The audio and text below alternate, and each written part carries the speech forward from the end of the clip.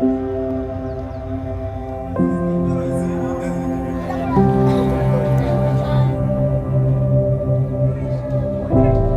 better future. It's what every parent wants for their children. As a country, we're making great progress. Zambia is now one of the fastest growing economies in Africa. But to continue building for the future, we must address a challenge that is holding us back: childhood malnutrition and stunted growth. When children are chronically malnourished, they cannot grow to their full potential.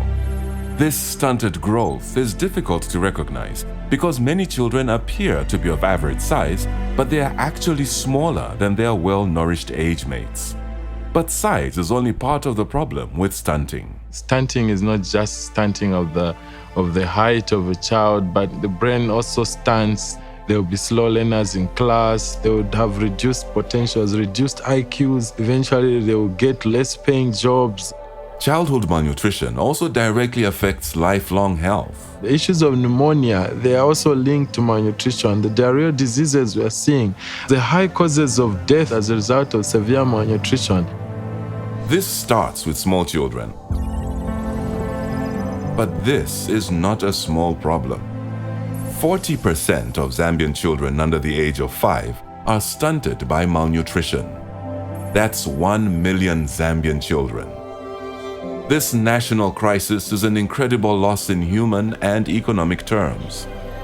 The World Bank estimates Zambia loses $186 million in GDP annually due to malnutrition. But it doesn't have to be this way. We know how to address malnutrition, and Zambia has a plan in place to change it. The first 1,000 Most Critical Days program is a national program for reducing stunting. It's called 1,000 Most Critical Days because it's targeting children from conception to the time that they are 24 months old. In addition to growing and eating more nutrient-rich foods, the program helps reduce malnutrition by encouraging breastfeeding, vitamin and mineral supplements, monitoring of children's growth, improved water and sanitation, and nutrition education. The program brings together 5 key ministries: health, local government and housing, education, agriculture and livestock, community development, mother and child health. These ministries, working together with national and global partners, must act to make the first 1,000 Most Critical Days program a reality. We do not have to live with malnutrition as a country. We have plans in place, we know what to do, and we have the means.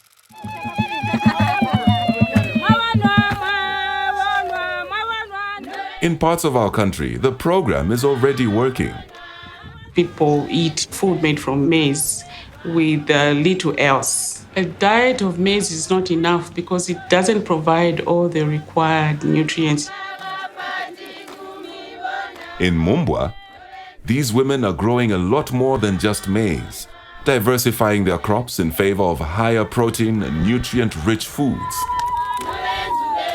Kuri vipushi, ponda, kuri makao pia mene, kuri soya beans, kandoro kapena mapotato. Encouraging mothers to add these nutrient-rich foods to meals for young children is another part of the first 1,000 Most Critical Days program.